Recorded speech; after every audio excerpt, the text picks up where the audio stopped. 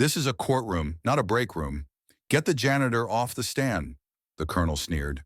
The room chuckled. Someone muttered, dead weight in heels. They didn't see her as a witness, just a woman in a wrinkled skirt, no makeup, no title. Evelyn Sayer stood there silent, not because she was weak, but because she was waiting. Then she looked up, calm, steady, and whispered, final voice verification, I order termination. The courtroom froze. Sirens wailed outside, and a multi-billion-dollar military operation stopped cold. The laughter vanished. The judge's gavel never came down again.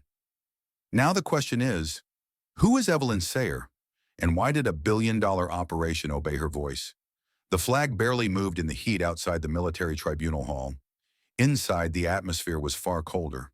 Polished boots clicked on stone floors. Metals caught slivers of fluorescent light.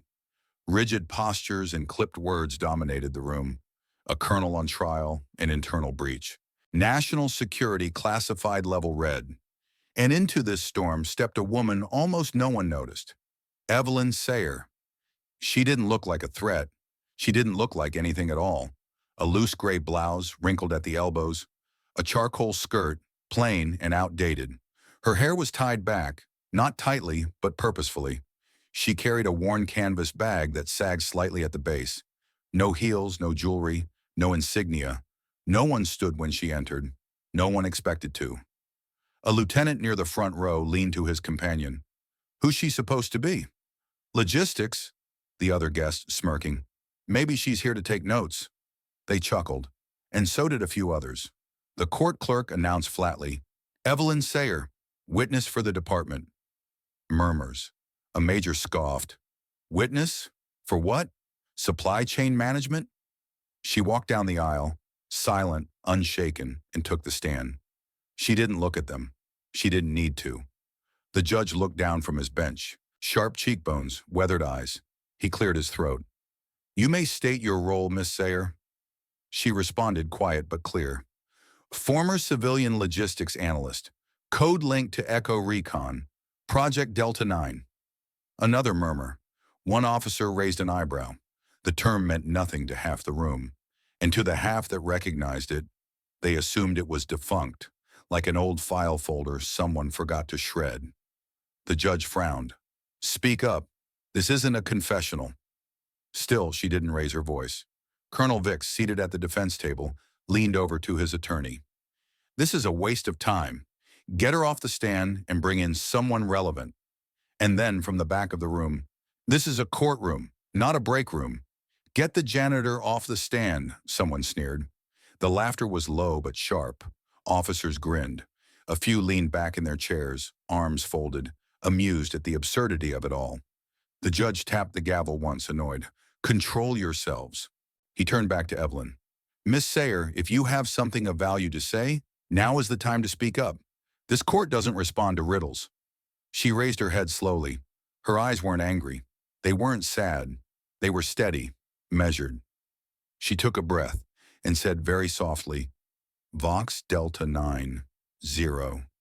4 syllables, not louder than a whisper, but the silence that followed was deafening. A soft beep came from the wall, then another. Then above the judge's bench, the screen flickered once, then again, and turned red. Classified voice code received. Alpha protocol activated. The courtroom froze. Chairs stopped creaking. Pens stopped moving. Even the guards at the back straightened, unsure of what to do next. From the corner, a recessed speaker crackled.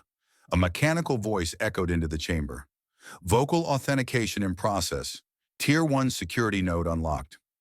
2 security personnel, who had been standing casually near the double doors, suddenly stiffened. One reached for the radio on his shoulder, but hesitated.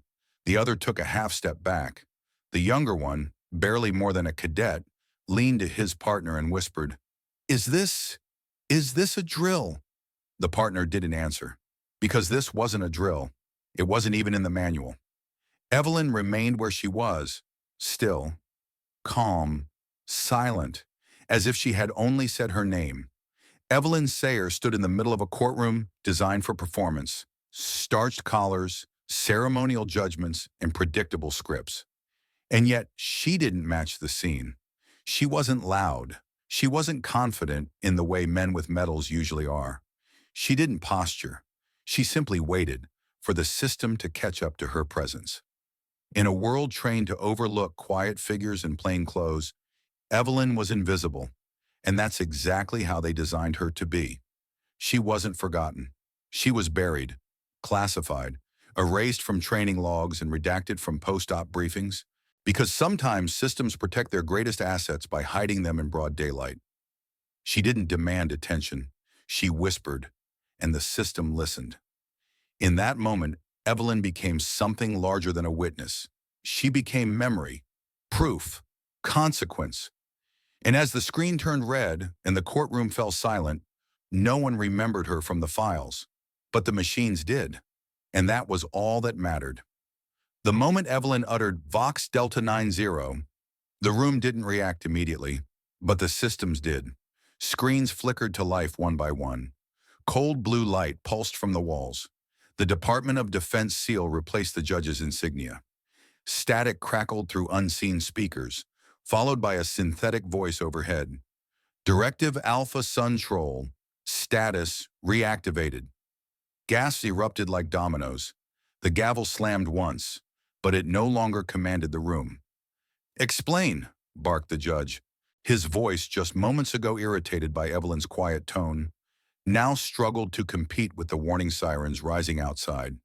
A younger officer near the gallery leaned in. "Sir, this isn't a simulation." Another officer, more skeptical, scoffed. "Every clearance in that database was decommissioned after '04. This is an error." But the system didn't stop. It kept validating, cycling through archival identifiers, and triggering security lockouts across terminals. Then a woman stepped forward from the observation seats. Her name was Marissa Quinn, the courtroom liaison, thought to be just another civilian observer. She flashed her badge, calm and deliberate.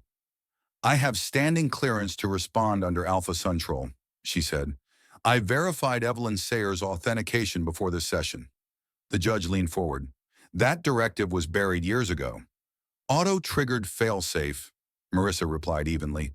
"Alpha Sun Troll was deactivated, but not erased. Evelyn had the last known clearance. The protocol listens for her call sign. She gave it." A murmur ran through the room. One clerk chuckled. "So what, she's got magic words now?" Someone else snorted. "I've seen LARP sessions with better theatrics." Mockery rose like a nervous defense. One captain, seated behind the prosecution, leaned toward the colonel beside him. "This is absurd. She's just logistics, some relic of internal filing. This is a bluff." But the colonel didn't answer. He was staring at Evelyn, hands slowly gripping the edge of his folder. He didn't blink. He looked pale. Across the room, a younger lieutenant was typing rapidly into a secure terminal. The screen lit up red, then green, then pulsed yellow. The lieutenant stood. "Judge, that directive links to Operation Atlas. It shouldn't exist in the live system. There's no record of it after 2007. And the authentication code that just passed through, it was valid. Silence. Not silence like before. The silence now felt reverent, uncomfortable, almost ashamed. The same captain who'd sneered earlier opened his mouth to speak, but the colonel rose first. "I've seen that code before," the colonel said quietly. "Not on paper. In person. In the Atlas collapse briefings. She was on the black side list. I thought it was redacted fiction." He turned to Evelyn. "Who are you?" Evelyn didn't answer. She stood exactly as she had when she walked in. No expression, no joy, no anger. Just poise, absolute composure. A clerk at the back mumbled, "Is this real life? We're taking commands from someone dressed like a DMV temp?" And still, Evelyn did nothing. No reaction, only presence. A high-ranking intelligence officer pushed through the rear door of the courtroom, eyes locked on the screens, then on Evelyn. He froze. Then he saluted. Every eye turned toward him. He didn't explain. He didn't have to. And that was when the courtroom truly froze. It wasn't just the sirens or the flickering screens. It was what her silence meant. She didn't need to raise her voice. Her call sign spoke louder than anyone's rank. The gavel never came down again. This scene isn't about chaos. It's about contrast. Evelyn represents the silent machinery behind every operation the world forgets. While politicians and officers make noise, there are operatives who operate in the static, in between the systems, never celebrated, often erased. The courtroom becomes a metaphor for how institutions forget their own ghosts. Evelyn was part of something no longer taught, no longer documented, and yet its shadow governed the system's very core. The officers mock her not because they're cruel, but because they can't process what doesn't fit their worldview. A woman in civilian clothes, no badges, no posture, and yet she commanded an obsolete protocol and activated dormant security. This is how real-world systems fail, not through malice, but through memory loss. Evelyn's silence is the loudest testimony of all. The silence in the courtroom was beginning to fray. It wasn't just stillness, it was fear, confusion, and something far more dangerous.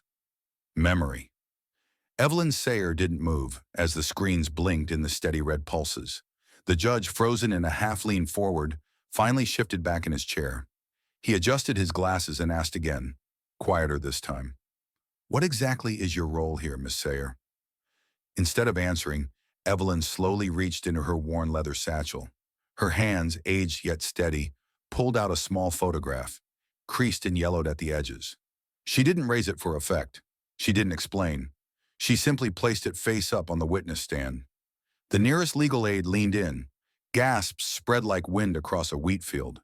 It was a photo of a desert outpost, half buried in sand, ringed by shadowy figures and a landing zone scorched into the dust. On the bottom corner was a date, handwritten, April 17th, 2008, and in the corner, the unmistakable faint marking of a black triangle over a red sun. A base erased from every official archive after the Ghost Circuit compromise. One officer murmured, "I thought Echo 6 was a myth." Before anyone could speak, the courtroom lights dimmed. The main screen behind the judge displayed a single red line. "Protected entity. Do not interrogate." The judge flinched. "Who authorized that notice?" he demanded, voice breaking decorum. No one replied. A moment later, the door at the back opened. A junior officer stepped forward, awkwardly clearing his throat. "Sir, external systems have synced with Tier 1 protocol. We've been locked into classified mode. Your bench no longer has override." A ripple of unease. The judge blinked as his monitor went black. Then came the real test. A reporter in the gallery stood, arms crossed, smirking. "This is ridiculous. Are we actually pretending this woman can trigger legacy code from a program that died with floppy disks? What's next?" "She levitates." Her voice was sharp, dismissive. The murmurs in the room began again, louder this time. A young lieutenant stood up abruptly. "Enough theatrics. I move for her detainment under suspicion of falsifying credentials and interfering with tribunal security." A few heads nodded in agreement, but Evelyn didn't react to any of it. She opened her satchel again and drew out something wrapped in linen. She unwrapped it carefully, revealing a silver envelope sealed with 3 crimson wax emblems, each bearing a sigil long thought obsolete. The insignia of the key voice program. The judge's eyes narrowed. "That can't be real." Evelyn stepped forward, without permission, and placed the envelope directly in front of him. Then for the second time that day, she spoke clearly. "Phoenix Echo Theta." There was no ceremony in her voice, no defiance, just code, delivered like breathing. The screen behind the judge flickered, then changed. The red faded, replaced with white, then black. Then text began to scroll. Lines and lines of directives, confirmations, verifications, an alert in all caps. "Voice match confirmed. Red Desert lockdown initiated." A female officer gasped. "Wait, Operation Red Desert? That's still active." A nearby aide whispered, "Multi-billion-dollar op. Nuclear adjacent. It's not even on the civilian books yet." And then the line appeared, "Operation Red Desert, terminated." The judge dropped the envelope. His hands trembled as he sat back. One colonel stood. "This isn't possible." A tech officer burst through the side door, sweating. "It's real," he shouted. "The whole command tree is collapsing. Every asset in Red Desert just went dark." She triggered the kill switch. Gasps erupted.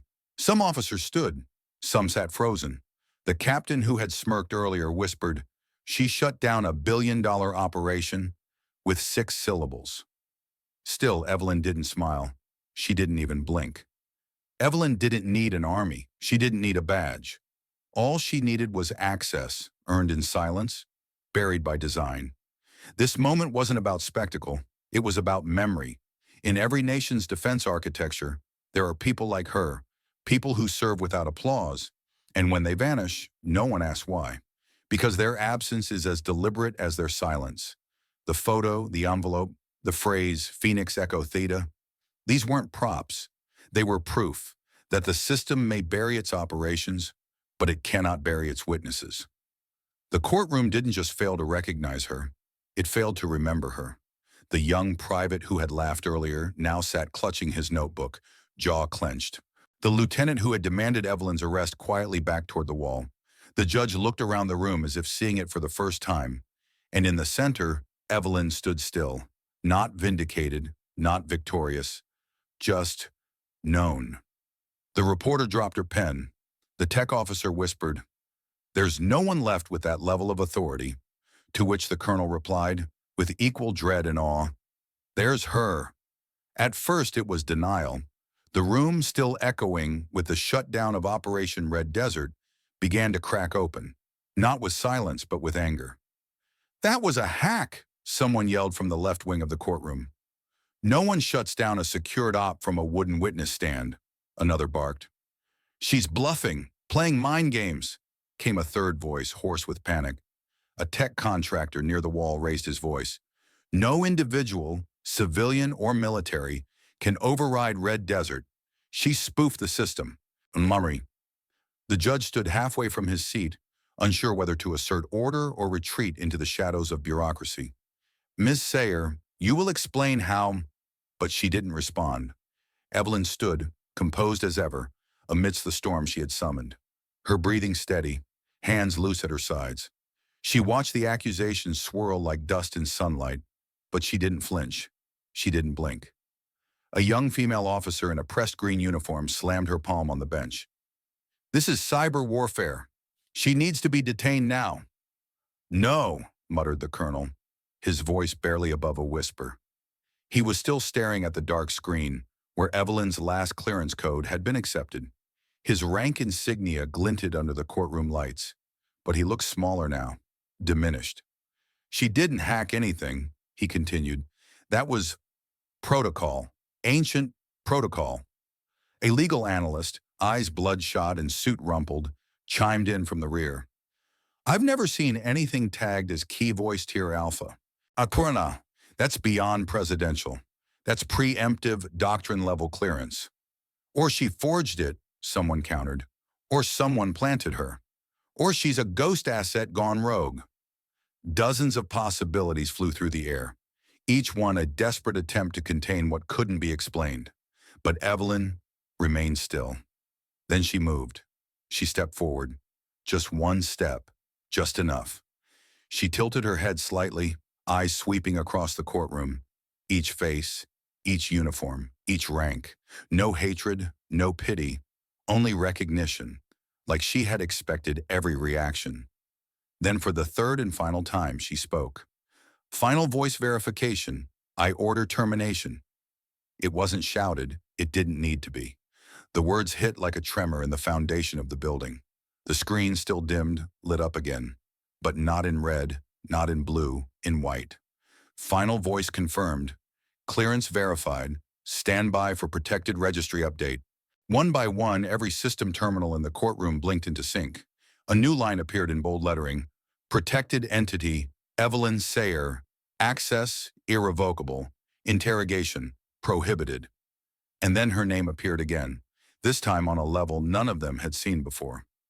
Tier, Crown Shadow classified. Code, Vox Delta 9. There was no longer anything to argue. The colonel sat down hard. The judge looked down at his gavel, but didn't reach for it. He understood. This courtroom no longer belonged to him. His authority didn't exist at this altitude. Then a new message appeared. Smaller, colder. User override. Colonel H. Vix. Access revoked. Colonel Vix looked up in horror. His terminal blinked off. He tried to type. Nothing responded. He looked to the judge. They removed me, he whispered, from the registry. Another screen flashed. A list of names appeared, all in gray. Dozens of personnel, operations, designations, all now marked under review. Among them, Vix H. Aide-de-camp. Oversight authority revoked.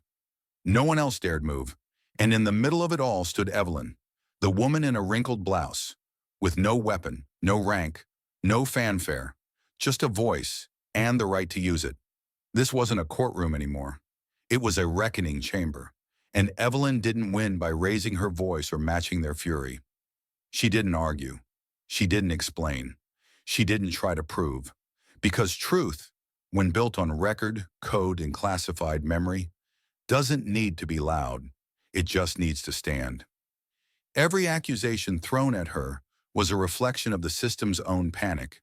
When faced with something they could not understand, could not control, they labeled it everything from delusional to criminal. But Evelyn represented something deeper: the power of recorded memory over spoken doubt, the weight of legacy clearance over temporary titles, the precision of one who never forgot in a room full of people who never remembered. Back in the gallery, a young soldier whispered to his seatmate, "What is she?" The other soldier, pale and still, answered, "She's who they forgot, but the system didn't." The captain with the tight bun and sharper tongue sat frozen.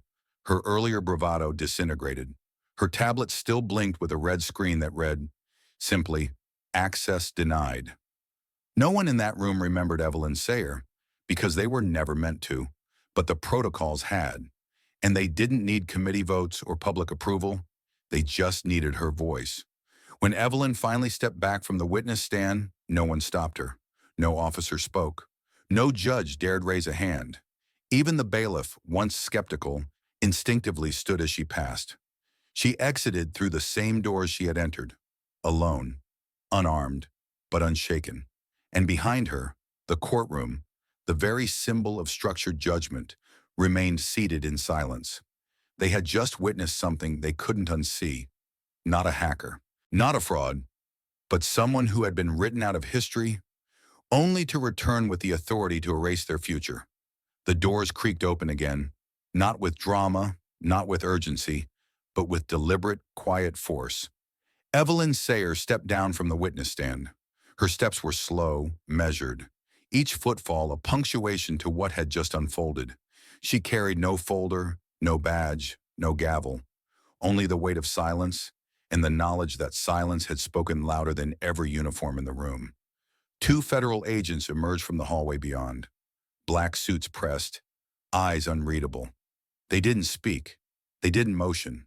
They simply followed, instinctively forming a silent triangle behind her as she walked toward the rear of the courtroom. No one dared rise. The judge, still seated, hands limp around a gavel he never raised again, murmured under his breath, "I only wanted her to speak louder." But she had, and the truth was, he wasn't ready to listen. As the heavy courtroom doors shut behind her, the final sound inside was a mechanical chime. The screen behind the bench began to scroll again, this time listing names. Names of everyone who had interrupted her, mocked her, laughed when she whispered. Their ranks, their clearance levels, all followed by one label: access under investigation. Gray turned red. Aide, captain, clerk, colonel. Red, red, red. No alarm sounded. No arrests were made. But they knew what it meant. A silent reckoning had begun. Outside, the light was different. Not courtroom white, not military gray. It was morning now, early sunlight washing the concrete courtyard in warm gold. The trees stood still, and a breeze moved the flags like whispered applause. And in that stillness stood soldiers, lined up in 2 rows from the courthouse steps to the parking circle. No weapons drawn, no formation orders. They weren't protesting. They weren't guarding. They were standing at attention. As Evelyn stepped out, one of them, a young lieutenant, barely older than the cadet who'd called her a fraud, snapped into a salute. The others followed. She didn't slow her pace, didn't acknowledge them, not out of pride, but because acknowledgement had never been the point. The black vehicle waited. The two federal agents opened the doors. She stepped in. It was not a ride of victory.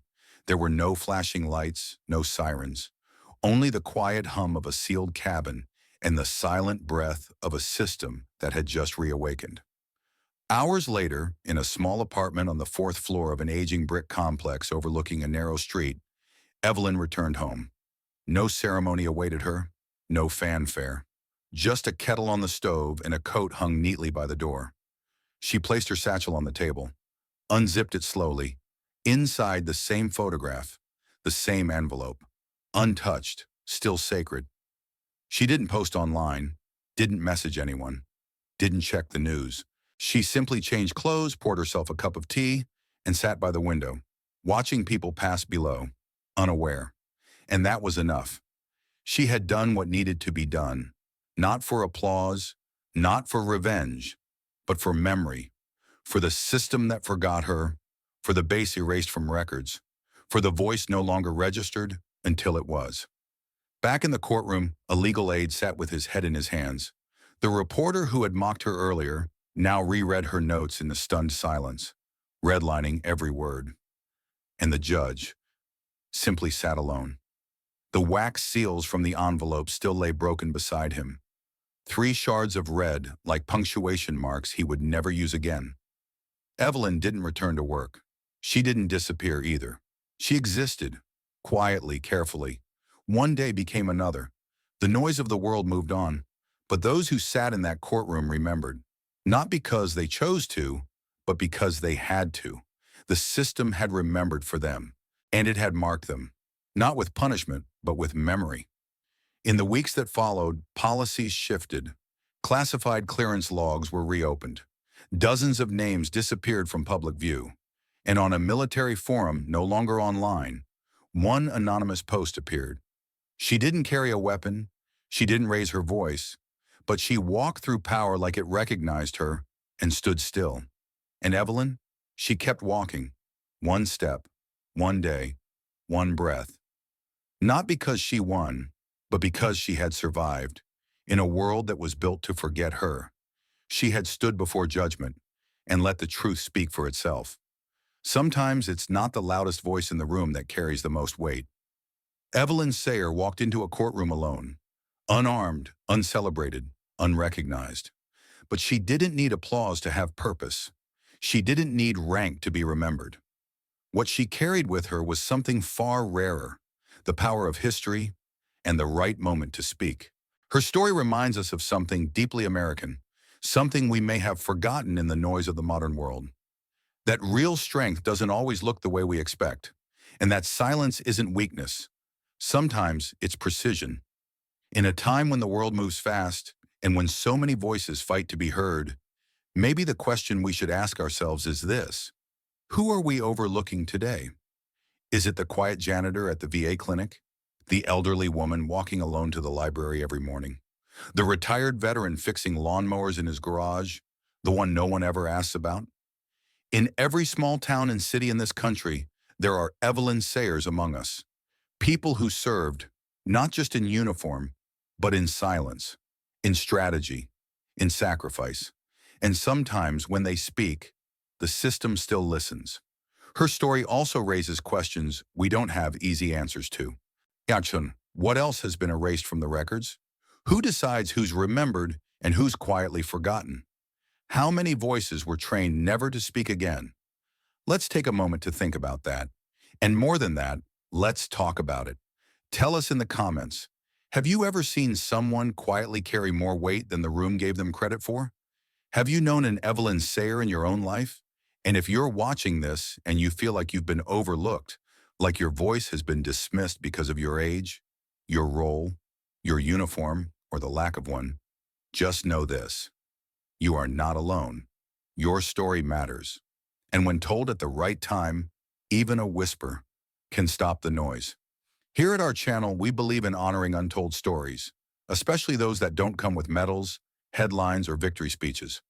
If that's something you believe in too, hit the like button if this story moved you.